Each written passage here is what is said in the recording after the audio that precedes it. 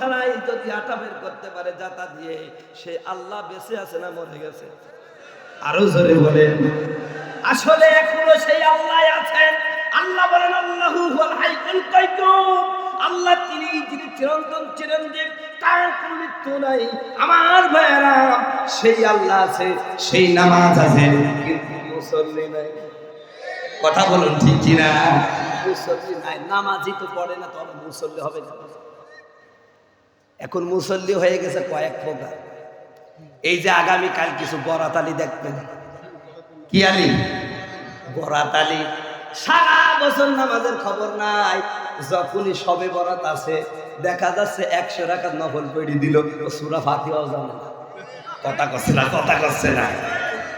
সারা সপ্তাহ মসজিদ খালি, নামাজ পড়ার লোক নাই। শুক্রবারে মাশাআল্লাহ মুসল্লির অভাব নাই। কথা করছে না, কথা করছে না। সারা সপ্তাহ মসজিদ খালি, নামাজ পড়ার লোক নাই। শুক্রবারে মাশাআল্লাহ মুসল্লির অভাব নাই। এই আপনাদের এই মসজিদে ফজরে কয়টা মুসল্লি হয়? এই গ্রামের লোক নাই? কারা কারা একটা হাত তুলে দেন। এই গ্রামের লোক এই কয়জন? আচ্ছা আপনারা আল্লাহর রাস্তে বলেন তো, ফজরে কয়টা মুসল্লি হয়? কয়টা? কয় রাকাত? এই ছোট মসজিদ 3 কাতার হয়। যাক আলহামদুলিল্লাহ। আচ্ছা এই গ্রামে কি 3 কাতার মুসল্লি বাস করে? শুক্রবারে কয়জন হয়? জায়গা হয়? জায়গা হয় না। কথা বলুন ঠিক কিনা? মানে এরা কি বুঝায় জানেন? আল্লাহ চেয়ে এরা বেশি জানে। আল্লাহকে বুঝায়, আল্লাহ এ আসলাম কোন রকম, তুমি টুক করে জান্নাতে ঢুকাই দিবে। কথা বলছে না? এই জন্যই কামগুলো করে। সারা সপ্তাহ মসজিদ খালি, নামাজ পড়ার লোক নাই। শুক্রবারে মাশাআল্লাহ মুসল্লির অভাব নাই। তাও আসে সবার পরে, তাও আসে সবার পরে। যখন ইমাম সাহেব যাইরুল কুত, ওরা কিসের মুসলমান? কথা বলো ঠিক কিনা? আর আমাদের যুবককে যদি বলি ভাই আসলে একটু নামাজ পড়ে তুমি তো প্যান্ট ঠিক আছে, কথা বলছে না কেন? এ তুই মুসলমানের ছেলে, তোর প্যান্ট ঠিক দেখে, তার মানে ওই যে কুকুরের মতন কিছু কথা কয় না, কথা কয় না। আমি এই কথা বললে তো রাগি থাকি, কারণ হুজুর তো হাজার দোষ। হুজুর যদি জোরে হাঁটে পূর্বতে দেওয়া পেয়েছে, আস্তে হাঁটলে বলবো হুজুর ফিরি পাই এমন কাকে তো নোট দিয়ে পাচ্ছে না। কথা কথা না কেন? আরে কুকুর পর্যন্ত হুজুর দেখতে পাচ্ছে না। সেদিন এক জায়গায় ওয়াশ করতে যাচ্ছে, কুকুর আমার ঘেমে তাই চলে যাচ্ছে। আমি তার মোটর সাইকেল থামে, কুকুর কাটবো। এক মধ্যবয়সী মহিলা বের হয়েছে, বলছে হুজুর এই কুকুরটা খুব বেয়াদব, এই হুজুর মানুষ দেখলে তাই ছিল। আমি তো রাগিয়ে গেলাম। তারপর রাগ চেক দিয়ে বললাম, আমি চাষি এই খালি হুজুর আর দাড়িওয়ালা টুপিওয়ালা দেখে চেয়ে যায়, আর তারা এই যে দাড়ি পেশাব করে, দাড়ি চাষে কিছু কয় না, কয় না হুজুর কিছু কয় না। আমি বললাম চাষি কবেই তো না। তখন আমার বলছে বাবা এই তোমাদের দেখলে তাইরি যায়, ওদের তো কিছু কয় না, বলো তো বাবা কি কাহিনী? আমি বললাম চাষি যারা দাড়ি পেশাব করে আর দাড়ি চাষে মানে যেতে হয় কথা। আর আমরা যারা হুজুর এদের সাথে মিলে না। এই জন্য আমার দেশে কিছু মুসলমান নামধারী কিছু নাস্তিক আছে, আমাদেরকে দেখলেই কয় ধর্ম ব্যবসায়ী। আচ্ছা ভাই আমরা যদি ধর্ম ব্যবসা হয়, তোমরা যে কোনোদিন মসজিদে আসো না, আমরা তো সারা বছরই মসজিদে থাকি, কথা বলতে পারি। আচ্ছা আমার এই পোশাকটা এখন দেখছেন, সকালে কি এই পোশাক থাকবে না? আর সবসময় এই পোশাক পরছি, তাহলে আমরা যদি রাজনীতির মাঠে এই পোশাক নিয়ে যাই, আমাদের বলেন আমরা নাকি ধর্মের নামে ব্যবসা করি। বেটা তোরে আমি সারা জীবন দেখিনি, নির্বাচন আসলেই সাদা একটা পায়জামা পরে, সাদা পাঞ্জাবি পরে, মাথায় একটা টুপি দিয়ে, আমার চেয়ে বড় মুসল্লি কেউ নাই। আর ঘন ঘন ওমরা মারো, তোমরা কি শোনা? আমরা যদি ধর্ম ব্যবসায়ী হয়, তোমরা হলো প্রতারক ব্যবসায়ী, এতে কোনো সন্দেহ নাই। কথা বলো ঠিক কিনা? এই সমস্ত মিথ্যা কথা বলে এই দেশের জনগণকে আর দাবিয়ে রাখা যাবে না। আগামীতে এই বাংলাদেশে হুজুরদের মাধ্যমে ইসলামী রাজ কায়েম হবে। কথা বলুন ঠিক কিনা? সম্মানিত ভাইরা আমার, আপনারা বিভিন্ন দলের লোক থাকতে পারেন, আমরা পরীক্ষিত জাতি। তাসাল লাঙ্গল দেখেছি, বুবুর নৌকা দেখেছি, ভাবির ধানের শেষ দেখেছি, কেউ আমাদের শান্তি দিতে পারে নাই। কথা বলুন। অতএব আগামীতে শান্তি পেতে হলে একবারের জন্য এই দেশের দাড়িওয়ালা টুপিওয়ালাদের সুযোগ দেওয়ার দরকার। কথা বলুন ঠিক কিনা? একবার দেখেন ইনশাআল্লাহ, ইনশাআল্লাহ আল্লাহর রাস্তে কমাস কম যদি কিছু করে তো বাইরে করবে না, বাংলাদেশি করবে। আমার দেশের নেতারা চুরি করে বিদেশে ঘর বানিয়েছে, বিদেশে বাড়ি বানিয়েছে, ফ্যাক্টরি বানিয়েছে, ওটা আমার দেশে যদি বানাইতো একটা ফ্যাক্টরি, তা আমার দেশের যুবকরা বেকাররা কাজ করে খেতে পারত। কথা বলছে না কেন? ইসলামী রাজ কায়েম হলে আমার দেশের মানুষের কিছু চুলকানি হয়েছে। ওই যে ওই পার থেকে আমাদের তাসলিমা বউ, ওই বুবু খেপে গেছে। আমাদের সাজিদ ভাই সারা জীবন মেয়েদের সাথে আন্দোলন করার পর একটা হাফেজ মেয়ে বিয়ে করেছে, বুবুর ঘুম কামাই হয়ে গেছে, হারাম হয়ে গেছে। বললো কি, আমি তাকে একটা প্রগতিশীল ছেলে মনে করলাম, আর একটা হাফেজ হুজুর মেয়ে বিয়ে করে। কথা কয় না। আমাদের যুবকদের একটা অভ্যাস আছে, ও যতই খারাপ হোক ওর বউটা হতে হবে রাবিয়ায় বসরিয়ায় বাঙালি। কথা বলছে না, কথা বলছে না। তো বন্ধুগণ আমার, ভাইরা আমার, এতে উনি খুব ক্ষিপ্র হয়েছে। তসলিমা নাসরিন এমন এতটাই পাগল হয়েছে, একের পর এক ইসলাম বিদ্বেষী বক্তব্য দিয়ে যাচ্ছে। আমি বলি, আপনি নাস্তিক, আমাদের কোনো সমস্যা নাই, কিন্তু নাস্তিকতার দোহাই দিয়ে যদি ইসলামের বিরুদ্ধে কথা বলা হয়, এই দেশের দাড়িওয়ালা টুপিওয়ালা মূর্খারা বাবনদের অপমান করা হয়, পিঠের চামড়া থাকবে না। কথা বলুন ঠিক কিনা? সম্মানিত ভাইরা আমার, এবার যেই কথা বলছিলাম, যুবক সমাজের মানুষকে যদি বলি, ভাই আসেন নামাজ পড়তে, ভাই ওদের প্যান্ট ঠিক নাই, অজুহাতের ঠিক নাই, কথা বলে না হুজুর এই কাজ আছে ও কাজ আছে, কথা বলুন ঠিক কিনা? নামাজেরই কইলে কথা দেখায় কত অজুহাত, হাতে ব্যথা পায়ে ব্যথা আর নাকি গিরাইবা, রুকু সাজদা করতে গেলে মাথায় লাগে টান। ওরা কিসের মুসলমান, ওরা কিসের মুসলমান, কথা বলুন ঠিক কিনা? সারাদিন কাজ করে বেড়াতে, মাথায় সমস্যা নাই, মসজিদ আসলে চেয়ার খুঁজে, এরকম মসজিদে কি আগে আছে? ভাই বর্তমান যে চেয়ারের সংখ্যা মসজিদে বাড়ছে, আগামী 10 বছর পর মনে হয় ডেকোরেশন করা লাগবে মসজিদ কমিটি, ঠিক কিনা? আমি ভিডিও অবাক হয়ে যাই, চেয়ার আসলো কোন জায়গায়?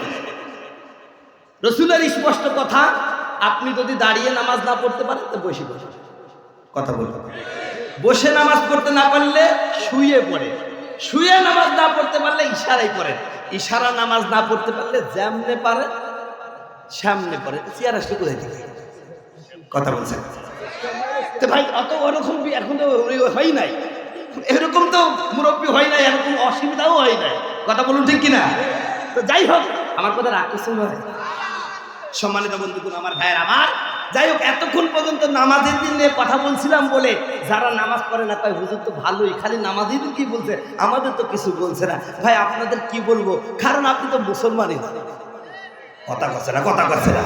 যারা নামাজ পড়ে না তারা কি মুসলিম? আমার কথা না, আমি শুধু অনুবাদক। রাসূল বলছেন, মান তারাকা সালাতা মুতাআম্মিদান ফাকাদ কাফার, যে ব্যক্তি নামাজ ছেড়ে দিল সে কাফের হয়ে গেল। কার কথা? বন্ধুগণ আমার, ভাইরা আমার, তবে যারা নামাজ পড়ে না কিয়ামতের কঠিন মুসিবতের দিনে আমার ভাইরা এই বেনামাজি লোকগুলোকে 3 ভাগে বিভক্ত করবে।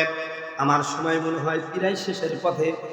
এই 3 শ্রেণীর মানুষের আলোচনা হয়তো বা করতে পারবো না, শুধুমাত্র একটা শ্রেণীর আলোচনা করব। আর কাঁদেরা মা বোনেরা খুব ভালো করে শুনবেন, আমার বাবা যারা ভালো করে শুনবেন। কিয়ামতের ময়দানে আল্লাহ পাক সর্বপ্রথম বেনামাজি গরিব মানুষটাকে ডাক দিবেন। যারা গরিব দরিদ্র সহায়, এই লোকগুলো আমার নামাজ পড়ে না, আমার আল্লাহ এই বেনামাজি গরিব মানুষটাকে ডাক দেয়া বলবেন, ও গরিব মানুষটা নামাজ পড়ো নাই কেন? তুমি তো গরিব ছিলে, আমি আল্লাহকে আরো বেশি টাকার দরকার ছিল, কেন নামাজ পড়ো নাই? ওই লোকটা বলবে, আল্লাহ তুমি আমাকে এমন গরিব বানাইছো, সারাদিন মানুষের জমিনে কাজ করি, এখানে ওখানে যাই, সময় পাই নাই, তাই নামাজ পড়তে পারি নাই। আমার বন্ধুগণ আমার ভাইয়েরা, আমার আল্লাহ তখন বলবে, আমি শুধু তোকেই গরিব বানাই নাই, এই পৃথিবীতে তোর চেয়েও অসংখ্য গরিব মানুষ পাঠাইছি যারা তোর চেয়ে দরিদ্রতার মধ্যে ছিল, কিন্তু জীবনে আমার হুকুম অমান্য করে নাই। এই বেনামাজি গরিব মানুষটা বলবে, আল্লাহ আমার সেই এই হতভাগা কি? ও মনে করবে কিয়ামতের ময়দানে এইসব বললে মনে বাইসে যাবে। আমার আল্লাহ বলবে, তোর সেই গরিব মানুষ ছিল কিন্তু আমার হুকুম অমান্য কোনোদিন করে নাই, এরকম একটা মানুষকে চলবো নাকি? আমার আল্লাহ এই কথা বললে ও বলবে, আল্লাহ নিয়ে আসবে। আমার আল্লাহ তখন নবীজির একজন সাহাবীকে তুলবেন, নাম হযরত আবু তালহা, হাদিস খানা মুসনাদ আহমেদের মধ্যে আছে। আবু তালহা এতই গরিব, একটা মাত্র চাদর, এই চাদরটা তিনি পরিধান করলে স্ত্রী উলঙ্গ থাকে, স্ত্রী পরিধান করলে স্বামী উলঙ্গ থাকে। ভাই এরকম গরিব কি আপনাদের আরকানিতে আছে?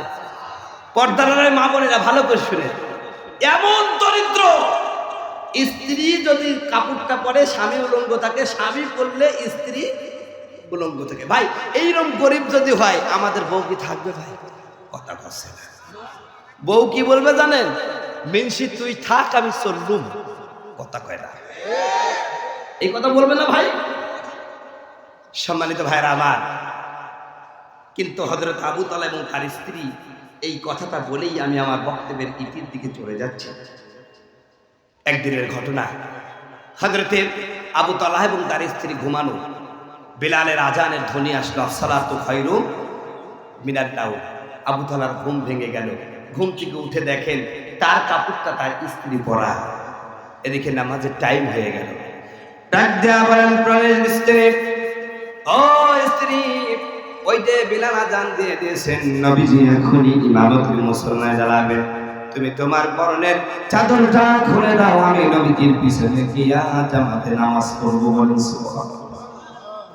আমার পর্দার মা বোনেরা, কি কুরবানি দেখেন! আমাদের স্ত্রীরা হলে তো একটা ঝাড়ি দেয়া দিত, কিন্তু হযরতে আবু তালহার স্ত্রী এমনই দিনদার, তিনিও নবীজির সাহাবী। ডাক দেয়া বলেন, প্রাণের স্বামী, আপনি ওয়েট করেন, আমি আমার চাদরটা খুলে দিচ্ছি, আপনি পরিধান করে গিয়া নামাজ পড়েন। হযরতে আবু তালহা স্ত্রীকে উঠায়া দিলেন। স্ত্রী উঠে কাপড়টা খুলবেন, এমন অবস্থায় চিন্তা করলেন প্রচন্ড ঠান্ডা বলছে, আমার স্বামীর ওযু করার দরকার।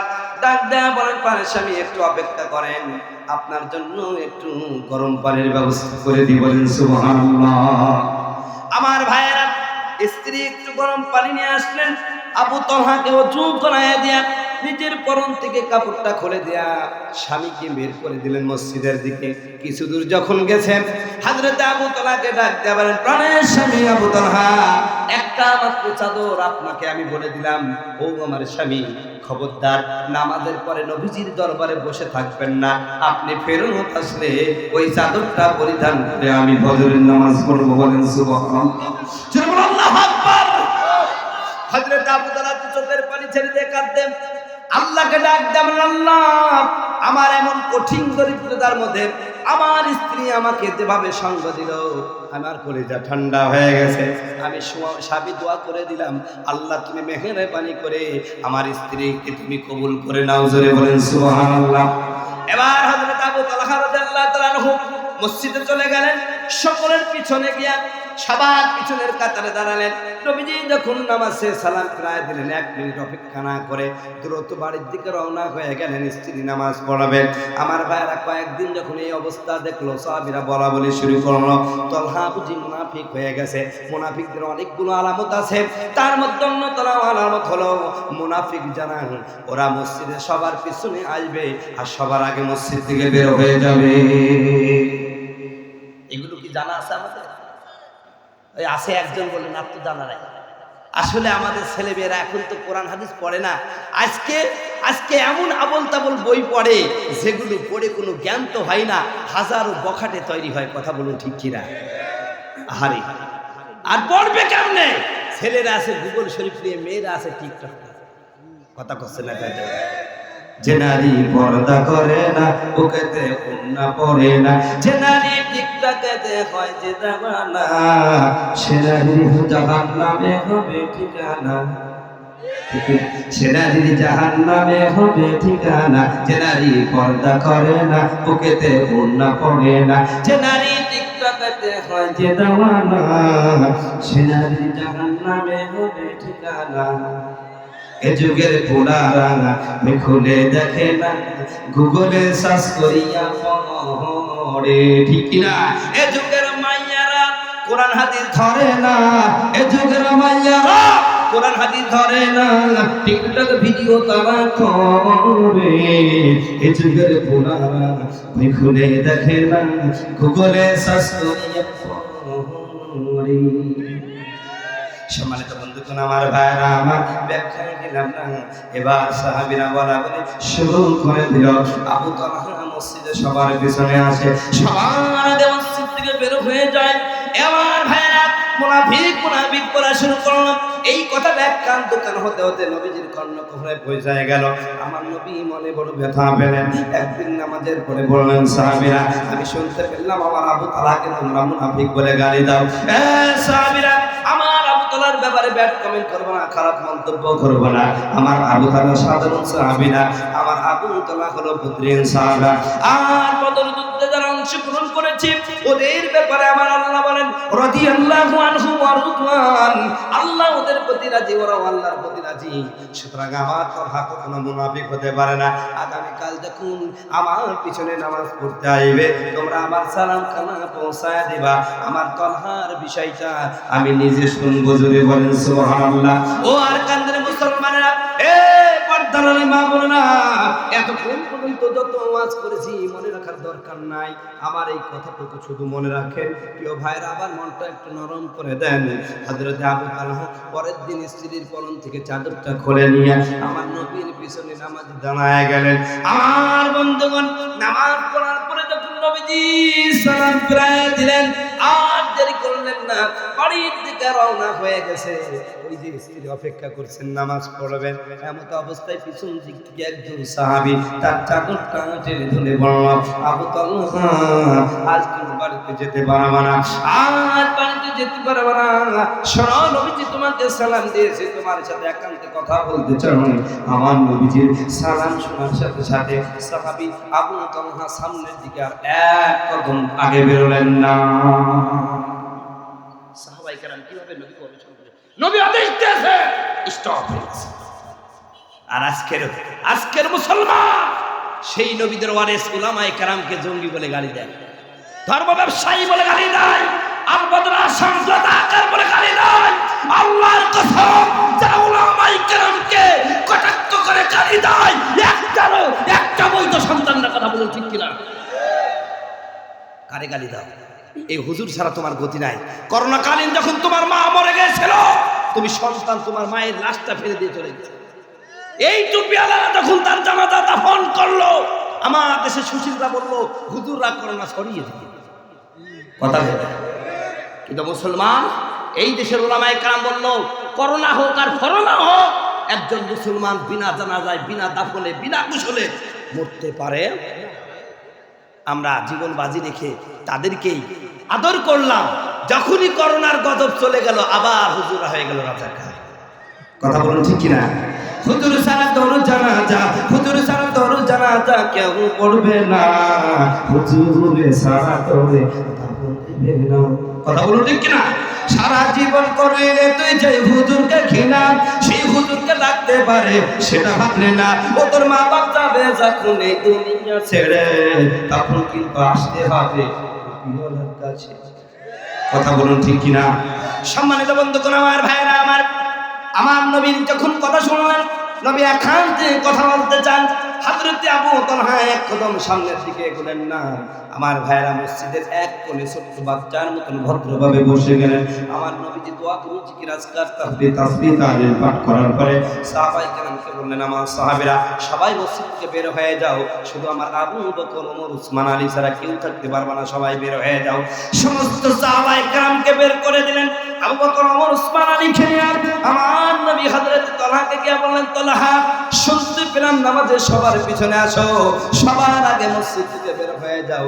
কি ব্যাপার, আমার দরবারে বসো না, আমার সাথে কথা বলো না, তেমন একটা দেখা সাক্ষাৎ আর হয় না। কি ব্যাপার, আমার কোন ব্যবহারে কষ্ট পেয়েছো নাকি, আমার প্রতি নারাজ নাকি, আমার প্রতি বেজার নাকি? আমার নবী যখন বললেন, আবু তালহা তুমি কি আমার প্রতি বেজার?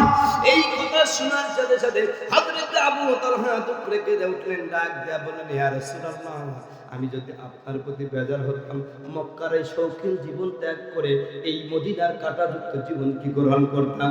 নবী গো, আপনার প্রতি আমি বেজার না, আপনার প্রতি নারাজ না। আর আপনার প্রতি যদি আমি নারাজ হয়, আমার জীবনের আমল তো একটাও আল্লাহর দরবারে কবুল হবে না, এমন তো হতেই পারে না।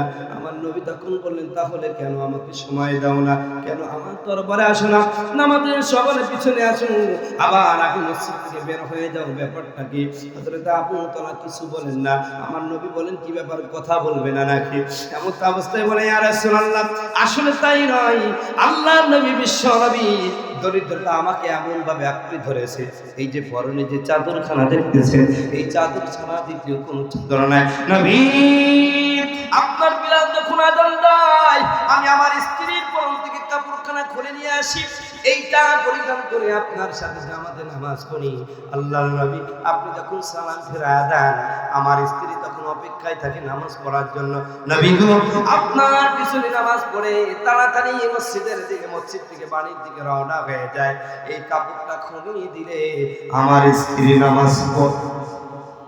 প্রিয় ভাইরা আমার, আমার নবী যখন হযরত আবু হুরায়রার কথা শুনলেন, হযরত তালহার এই কথা শুনলেন, দু চোখের পানি ছেড়ে ছেড়ে কাঁদেন আর বললেন, তালহা দরিদ্রতার এত সীমা অতিক্রম করেছ, এমন দরিদ্রতার পড়ার মধ্যে পড়ো নামাজের প্রতি তোমার যে যত্নবান। আমি নবী, আমি আমার কলিজা ঠান্ডা হয়ে গেছে। নবীজি দু হাত মুবারক তুলে দোয়া করলেন, আয় আল্লাহ, আমার সাহাবী তালহা তোমার নামাজের জন্য যে কষ্ট স্বীকার করেছে, আমি নবী খুশি হয়ে গেছি। আয় আল্লাহ, আমি যখন খুশি হয়ে গেছি তুমিও খুশি হয়ে যাও। আমার তলাকে তুমি কবুল করে নাও আর তুমি তাকে পুরস্কার দাও। আমার আল্লাহর সাথে সাথে জিবরিলকে পাঠায় দেয়া, বলেন, ও জিবরিল, আমার নবী যাতে খুশি আমিও খুশি। এই পৃথিবীতে 10 জন মানুষ বেঁচে থাকা অবস্থায় জান্নাতের সার্টিফিকেট দিয়েছেন। আমার আল্লাহ সর্বপ্রথম হযরতে তলাকে বলে দিলেন, এ নামাজের বদলতে আমি জান্নাতি ঘোষণা করলাম। জোরে বলেন সুবহানাল্লাহ। আমার কান্দের মুসলমানরা, এ পর্দার আড়ালের মা বোনেরা, আজ আপনাদের পোশাকের অভাব নাই, আমাদের লুঙ্গি গামছা পায়জামা পাঞ্জাবের অভাব নাই, মেয়েদের থ্রি পিসের অভাব নাই, কাপড়ের অভাব নাই, একটা জিনিসের অভাব, শুধু নামাজের। সব আছে, শুধু নামাজ। অথচ নামাজ ছাড়া কিয়ামতের ময়দানে মুক্তির কোনো সুযোগ, মুক্তির কোনো সুযোগ। সম্মানিত ভাইরা আমার, আলোচনা অনেক লম্বা হয়ে যাবে, আপনাদের ধৈর্য অনেক বেশি হবে ইনশাআল্লাহ। যেহেতু আজকে আমাদের প্রতিবেশী বন্ধু রাষ্ট্র, যদিও বন্ধু বলি, ওরা আমাদের বন্ধু বলে না। কথা বলুন ঠিক কিনা? যাই হোক, আমার মুসলমান, পৃথিবীর সমস্ত মুসলমানদের একটাই পরিচয়, মুসলিম। কথা বলুন ঠিক কিনা? সমস্ত মুসলমান, ভারত, আমেরিকা, ডেনমার্ক, সৌদি আরব, আরব আমিরাত, বাংলাদেশ, সমস্ত মুসলমানের একটাই পরিচয়, কি? জোরে বলেন কি? তবে আমার বাংলাদেশে কিছু অতি বাঙালি আছে, আমরা বাঙালি আগে, তারপরে মুসলিম কাফের হয়ে গেছে। কথা কয় না?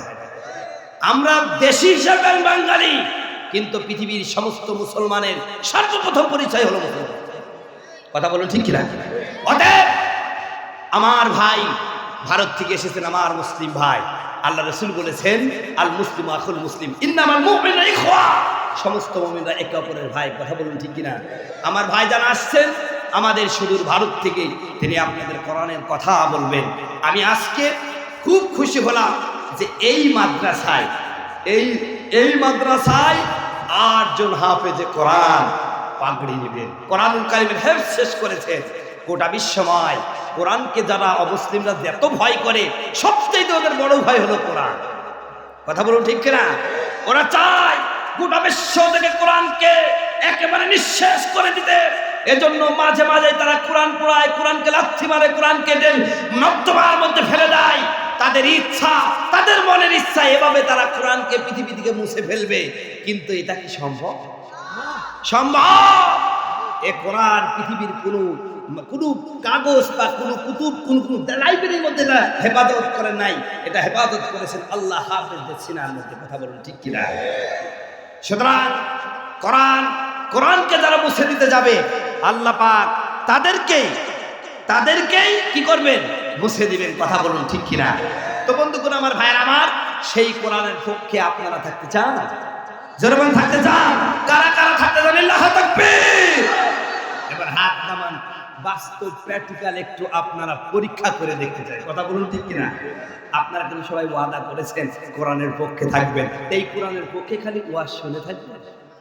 কথা বলুন আমার ভাইয়েরা, এই দেশটা আমার সবচেয়ে বড় কথা হচ্ছে, এই দেশে 90% মুসলমানের দেশ, ঠিক আছে, কিন্তু এদেশে আজও পর্যন্ত কোরআন তার সমর্যাদায় অধিষ্ঠিত হতে পারে না। এই কোরআনের এত মর্যাদা গোটা বিশ্বে বাংলাদেশের হাফেজরাই কেবলমাত্র চ্যাম্পিয়ন ট্রফি এনে দিয়েছে। একবার নাই, দুইবার নাই, প্রতি বছর 100টা 200টা 150টা দেশের মধ্যে প্রতিযোগিতা করে এই দেশের হাফেজরা 1 নাম্বার ট্রফি নিয়ে আসে। অথচ এই সমস্ত হাফেজদের জন্য 10টা টাকাও সরকার খরচ করে না, কোনো সরকারই করে না। অথচ আমার দেশের ক্রিকেটাররা জীবনে একটা এই এশিয়া কাপে নিতে পারে, কথা কয় না। যাবার সময় নাচতে নাচতে যায় আর আসার সময় বিড়ালের মতো চুপচে চলে আসে। ভাই রাগ করছেন আমার কথা, ভাইরা আমার। অথচ দেখা যাচ্ছে 2 ম্যাচ খেলে বাড়ি হয়ে যায় 3 4 বউ হয়ে যায় 6টা 7টা, কথা করছে না কেন না? একটা কাপও আনলো না। অথচ তাদের বাড়ি, তাদের গাড়ি, তাদের এই সাকিব আল হাসানও বলে 400 কোটি টাকার মালিক, কথা করছে না? বন্ধুগণ আমার, ভাইরা আমার, সরকার এদেশে সহযোগিতা না করলেও এই দেশের সাধারণ জনগণ এই দেশের এই সমস্ত হাফেজদের পক্ষে আছে, কথা বলুন ঠিক ঠিক। অতএব আমরা সরকারের অনুদান চাই না। এই দেশের জনগণ যতদিন আছে, মুসলমান ইমানদার আছে, ইনশাআল্লাহ ওদের মাধ্যমে এই দেশের কোরআনের মর্যাদা তার সমর্যাদায় অধিষ্ঠিত থাকবে, কথা বলুন ঠিক কিনা। এই জন্য আমার আরকানের মুসলমানরা, পর্দার মা বোনেরা, 8জন হাফেজে কোরআন আপনাদের কেমনে আজকে পাকড়ে নিবে? আপনাদের এই এলাকার মানুষের দানের টাকা খেয়ে তার আজকে হাফেজে কোরআন হয়েছে।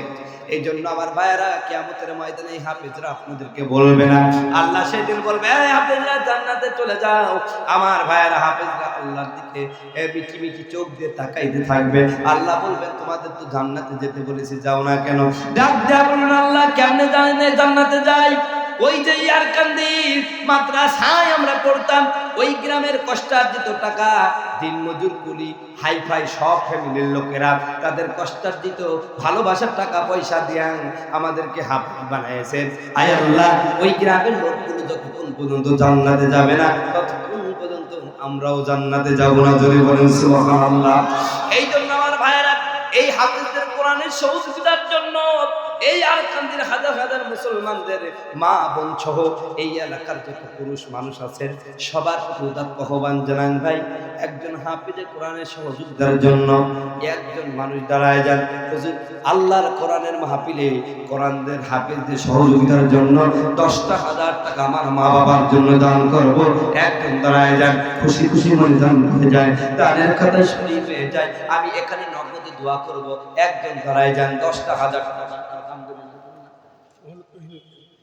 আমাদের আলহামদুলিল্লাহ আজকের মাহফিলের সভাপতি জনাব তুহিন উদ্দিন, আলহাজ তুহিন উদ্দিন, আয় আল্লাহ 10,000 টাকা লিল্লাহ তাকবীর। তুহিন ভাই, তুহিন ভাই জিন্দাবাদ বলেন, তুহিন ভাই, তুহিন ভাই 10,000 টাকা একটু হাত তুলে দাও।